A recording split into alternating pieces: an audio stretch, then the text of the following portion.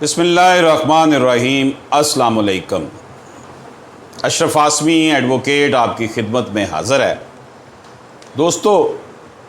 میری ہمیشہ یہ کوشش رہی ہے کہ خود کو انسانی حقوق کا ایک کارکن سمجھتے ہوئے ہر اس موضوع پر آواز اٹھاؤں اور ایوان اقتدار تک یہ بات پہنچاؤں، عدلیہ تک یہ بات پہنچاؤں، جس سے لوگوں کو ان کے حقوق ملنے میں کچھ پیش رفت ہو سکے۔ اس موضوع پر بات کرنے کا محرک جو ہے وہ یہ ایک ایپلیکیشن ہے جو میرے تک بھی پہنچی، جو میں آپ کے گوشے گزار کرنا چاہتا ہوں، عدلیہ کے گوشے گزار کرنا چاہتا ہوں، وزیر اعظم پاکستان کے گوشے گزار کرنا چاہتا ہوں۔ یہ درخواست جو ہے یہ ایک ممتا کی جو ہے وہ ایک دلخراش دکھ بھری داستان ہے۔ گزارش ہے کہ درخواست گزار عبداللہ اعجاز کی حقیقی والدہ ہے۔ درخواست گزار کی شادی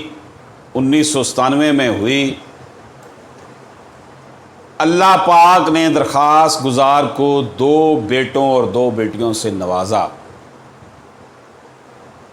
جبکہ درخواست گزار کے حقیقی جیٹھ جو تھے وہ اولاد سے محروم تھے، اور وہ جو جیٹھ تھے یعنی ان کے ہسبینڈ کے بڑے بھائی، ان کی اولاد سے شدید جذباتی وابستگی ہو چکی تھی۔ انہوں نے جو پہلا بیٹا پیدا ہوا اس کو گود لینے کی خواہش کا اظہار کیا، اور اکثر کرتے رہتے، خاندان کے لوگوں سے جو ہے وہ اس حوالے سے کہلواتے رہتے، پریشر بھی ڈلوایا انہوں نے کہا کہ یہ جو ننھا بچہ عبداللہ ہے یہ مجھے دے دیا جائے۔ آخر کار ان کی شدید خواہش پر درخواست گزار یعنی اس خاتون نے اپنے شوہر کے کہنے پر اپنے لختے جگر چند ماہ کے بچے کو اپنے تایا کے جو ہے نا وہ سپرد کر دیا۔ بچے کو لیتے وقت تایا نے ان سے عہد کیا کہ وہ اس ننھے بچے کو جس کا نام عبداللہ ہے کی پرورش مثل اولاد کرے گا، اسے دینی و عصری تعلیم سے بہرہ ور کرے گا اور اس کے روشن مستقبل کے لیے تن من قربان کر دے گا اور کسی چیز کی کمی نہ ہونے دے گا۔ بچے کے تایا نے وعدہ کیا کہ اس ننھے منھے بچے عبداللہ کو پڑھا لکھا کر ڈاکٹر بنائے گا اور اسے دنیا کے لیے قابل رشک انسان بنائے گا۔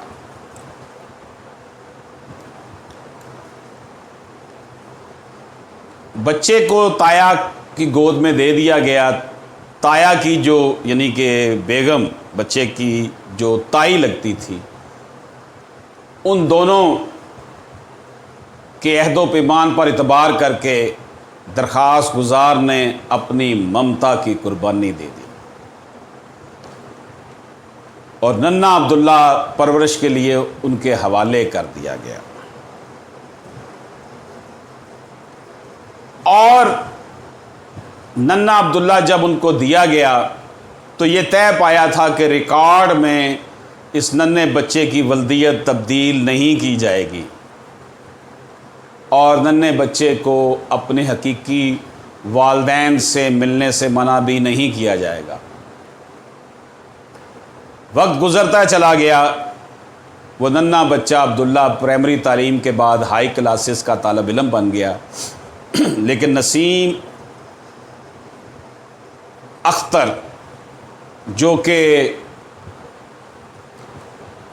عبداللہ کی تائید ہیں جن کے پاس عبداللہ رہ رہا تھا، انہوں نے توجہ نہ دی اس بچے کی کردار سازی پر، تعلیم و تربیت پر، اور اس بچے کی تعلیمی حالت خراب ہوتی چلی گئی۔ یوں یہ بچہ 9 کے امتحان میں فیل ہو گیا۔ جب درخواست گزار اور اس کے شوہر نے اپنے بچے کی بابت اس کے تایا اور تائی سے استفسار کیا کہ آپ نے تو بچے کی کوئی پرواہ نہیں کی اور وہ تعلیم کے میدان میں پیچھے رہ گیا ہے، اور ڈاکٹر بننے کا خواب اب کیسے پورا ہوگا، اس بات پر تایا اور تائی اس بچے کے شدید برہم ہو گئے۔ انہوں نے کہا جب ہمارے درمیان معاہدہ ہو چکا ہے تو پھر اس کی اسی پر عمل ہوگا اور ہم اب بچے کو ڈاکٹر بنائیں گے۔ معاہدہ کی پاسداری، معاہدہ اورل تھا، زبانی تھا، پاسداری کرتے ہوئے درخواست گزار نے خاموشی اختیار کر لی۔ تاہم وقت گزرتا چلا گیا، بچے کے تایا اور تائی کے من میں نہ جانے کس طرح کی سازشیں پنپنے لگیں۔ انہوں نے بچے کو حقیقی والدین سے ملنے سے منع کر دیا، اور یوں پچھلے 4 سال سے بچے کو حقیقی والدین سے نہیں ملنے دیا جا رہا، نہ اس کے دوسرے جو بہن بھائی ہیں ان سے۔ بچہ بڑا ہو چکا ہے، تعلیم کی محرومی تو اسے مل ہی چکی تھی اس کے نصیب میں۔ اب نیا شاخسانہ یہ ہوا کہ عبداللہ جو ننھا بچہ بڑا ہو چکا تھا اور نشے پر لگا دیا گیا، اس کی برین واشنگ کر دی گئی کہ تمہارے حقیقی والدین تمہاری جان کے دشمن ہیں، اور حقیقی والدین کے خلاف اس کے دل و دماغ میں نفرت کے بیج بو دیے گئے۔ درخواست گزار جو ہے اس کے 4 بچے ہیں، اور چاروں ماشاءاللہ بہترین تعلیمی ریکارڈ کے حامل ہیں، لیکن سب سے بڑا بچہ جو اپنے تایا کے پاس رہا، نہ تو اس کی تعلیم پر کوئی توجہ دی گئی اور نہ ہی کوئی تربیت کی گئی۔ درخواست گزار جو خاتون ہے، اس کا کہنا ہے کہ اس کو جب پتہ چلا کہ اس کے جیٹھ نے اپنے اس اڈاپٹڈ بچے کو یعنی عبداللہ کو اپنے نام کی ولدیت سے اس کا برتھ سرٹیفکیٹ بنوایا ہوا ہے اور اس کی ڈیٹ آف برتھ بھی غلط لکھوائی ہوئی ہے، جس پر درخواست دہندہ نے، اس خاتون نے، اس حقیقی ماں نے احتجاج کیا اور کہا کہ وہ اس ریکارڈ کو درست کروانا چاہتی ہے، اور یوں درخواست گزار نے سول کورٹ سے اس تکرار حق کی ڈگری حاصل کی، اور یہ قرار دیا گیا کہ بچے کے حقیقی والد کا نام کیا ہے اور اس کے جو ڈیٹ آف برتھ ہے اصل جو وہ کیا ہے۔ اصل میں اس بچے کو، اب بچہ تو نہیں ہے، وہ لڑکا ہے، بچے کو جو ہے وہ ایک قسم کا حبس بجا میں رکھ کر اور اس تک رسائی نہیں دی جا رہی، اسے نفسیاتی مریض بنا دیا گیا ہے۔ اس بچے نے اپنے سوشل میڈیا پر پوسٹیں لگائی ہوئی ہیں جس میں وہ آئس کا نشہ کر رہا ہے، اور وہ تایا جان جو ہے بچے کے، انہوں نے دوسری شادی کر لی ہے اور اس سے بھی ان کا ایک بیٹا پیدا ہو چکا ہے۔ اب وہ جو بچہ اپنی زندگی جو ہے وہ ادھر گزار چکا ہے، وہ نہ تو اس کے پاس کوئی تعلیم ہے، نہ کوئی ہنر، بلکہ تایا جو ہیں انہوں نے اپنی تمام پراپرٹی اپنی بیوی، جو پہلی بیوی ہے، اس کے نام لگوا دی ہے۔ اب درخواست گزار کی دہائی یہ ہے کہ بچے کی ذہنی جسمانی صحت کی نگہداشت اور اس کی فلاح و بہبود اور مستقبل کے لیے اسے بازیاب کروا کر اس کا میڈیکل کروایا جائے، اس کو سائیکیٹرسٹ جو ہیں ان کے پاس رکھا جائے، اس کی ذہنی گروتھ جو ہے وہ جو ڈفرینٹ اینگل میں چل رہی ہے اس کی ذہنی جو ہے وہ صحت کے لیے، مینٹل ہیلتھ کے لیے اسے میڈیسن دی جائے، اور اس کے اندر جو کمپلیکیشنز آتی جا رہی ہیں اس کو روکا جائے۔ اور بچہ جو وہ لڑکا ہے جو اب بالغ ہو چکا ہے، قانوناً تو وہ بچہ ظاہر ہے کہ جہاں مرضی جا سکتا ہے، لیکن جن حالات میں یہ بچہ ان کو دیا گیا تھا چند ماہ کا، اب وہ بڑا ہو چکا ہے،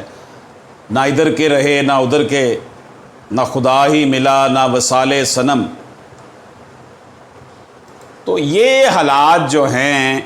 یہ انتہائی افسوسناک حالات ہیں کہ بچے کو اڈاپٹ کرنے کے بعد اس کی تمام تر ذمہ داریاں اسے پس پش ڈال دیا جاتا ہے۔ ایک رپورٹ وائس آف امریکہ کی میرے نظر سے گزری جس میں یہ کہا گیا ہے کہ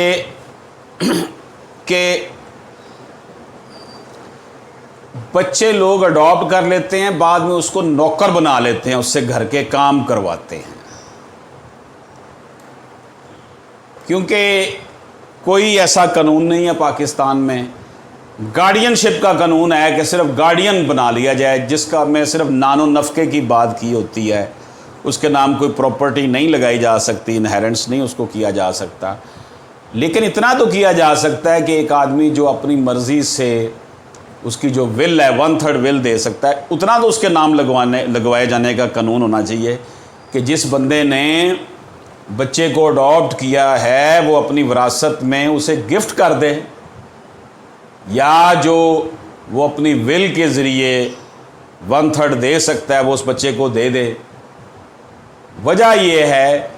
کہ جب اپنی اولاد ہو جاتی ہے تو جو اڈاپٹ کیے ہوئے بچے ہوتے ہیں ان کے لیے کمپلیکیشنز پیدا ہو جاتی ہیں۔ اس حوالے سے اس عبداللہ کے لیے ہم نے human rights commission of Pakistan سے بھی رابطہ کیا ہے، پنجاب پولیس سے بھی رابطہ کیا ہے، عدالت عالیہ سے بھی ہم جو ہے درخواست گزار ہیں، چیف جسٹس آف پاکستان سے بھی درخواست گزار ہیں، اور ہمارے جو قومی اسمبلی کے اسپیکر اور سینٹ کے چیئرمین جو ہیں ان کو بھی میں یہ عرضداشت بھیج رہا ہوں،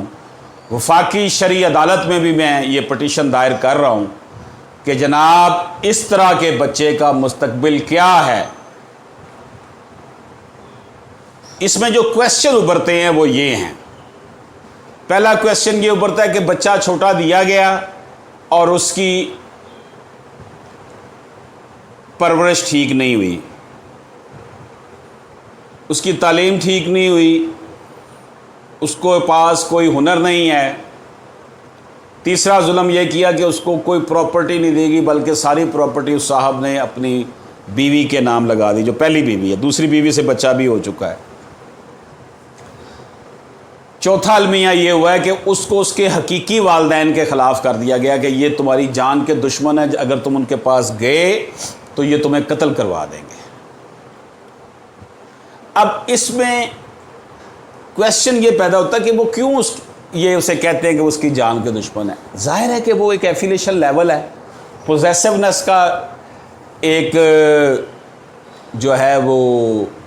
فیکٹر ہے کہ بچہ اگر ان کے پاس جائے گا تو وہ اپنے حقیقی والد کی پراپرٹی میں سے اب حصہ لے سکے گا اور اس کی اولاد کا وہ دشمن بن جائے گا۔ گویا کہ یہ کانسپیریسی تھیوری ہے جو میں نہیں کہہ رہا، یہ بچے کے حقیقی والدین نے مجھ سے ملاقات میں مجھے بتایا ہے۔ تو ان حالات میں صورتحال کیا ہونی چاہیے؟ بچے کے نام پراپرٹی لگوائی جائے، بچے کو یا تو لیگلی واپس کیا جائے والدین کے پاس، وہ اس کا فیوچر بنائیں، اس کے لیے اس کے بزنس کروائیں، اس کی کوئی ٹریننگ کروائیں، اور بڑے معاملات ہیں، دونوں خوشحال ہیں، دونوں پارٹیز خوشحال ہیں، دادا تایا بھی اور ابا بھی، لیکن سفرنگ جو ہو رہی ہے وہ بچے کی ہو رہی ہے، اس لڑکے کی ہو رہی ہے جو کہ اب بالغ ہو چکا ہے۔ تو میں یہ سمجھتا ہوں کہ اس فورم کے through, human rights front international کے through, human rights committee Lahore high court bar کے تھرو ہم نے مختلف فورمز پر پٹیشنز فائل کی ہیں، اور انسانی حقوق کی تنظیموں سے بھی میرا یہ مطالبہ ہے کہ وہ اس حوالے سے آواز اٹھائیں۔ اس حوالے سے میں نے ایک بھرپور آرٹیکل بھی لکھا ہے، وہ بھی انشاءاللہ تعالیٰ تمام قومی اخبارات کو بھیجا جائے گا کہ وہ اسے پبلش کریں۔ معاملہ یہ ہے، میں نے ایک پہلے بھی ڈاکٹریٹ کے حوالے سے ایک گفتگو کی تھی، تو مجھ سے کویسچن کیا گیا کہ بعض اوقات اس سے برعکس صورتحال بھی پیدا ہوتی ہے کہ جو اڈاپٹ کیا ہوا بچہ ہوتا ہے اس کو سب کچھ دے دیتے ہیں والدین، اور جو ان کی حقیقی اولاد ہے وہ محروم رہ جاتی ہے۔ دیکھیں، ایکسیپشنل کیس ہر جگہ ہے۔ میرے سامنے یہ جو معاملہ لایا گیا ہے یہ زیادہ گمبھیر ہے کہ ایک تو وہ ماں باپ سے دور رہا، ماں باپ کی حقیقی ماں باپ کی شفقت سے دور رہا، دوسرا وہ ان لوگوں کی سازشوں کی بھین چڑھ گیا کہ جو اب اپنے حقیقی بھائی کے جو دشمن ہو گئے جس نے اپنا لخت جگر ان کو دیا تھا۔ تو یہ ہے وہ صورتحال جس کے لیے ہم نے اپنی آواز اٹھائی ہے۔ میں نے آواز اٹھائی تو ہے ظلم کے خلاف، تشدد کے خلاف۔ اے میری دلہن آزادی افکار و شعور، تیرے ہونٹوں پہ میں بھالے سے لگاتا سرخی، نوکے نیزہ سے اٹھاتا تیرا گھونگھٹ، لیکن میرے حالات ذرا ٹھیک نہیں تو پھر کیا ہے، ہاتھ اٹھانے کی جو مجھ کو توفیق نہیں تو پھر کیا ہے، ایک دن آئے گا حالات بدل جائیں گے، ظلم کے بت میرے ہاتھوں پگھل جائیں گے۔ دوستو، میرا صرف یہ کہنا ہے کہ اگر ہم یہ سمجھتے ہیں کہ ہم نے اپنا حق لینا ہے تو ہمیں اپنی ذمہ داریاں بھی پوری کرنی چاہیے۔ یہ نہ ہو کہ اپنے حق کے لیے تو ہم چیخو پکار کر رہے ہوں اور اپنے گرد و پیش لوگوں کو ایک چھوٹے چھوٹے حق مار رہے ہیں۔ اللہ پاک ہم سب کا حامی و ناصر ہو۔ اللہ حافظ۔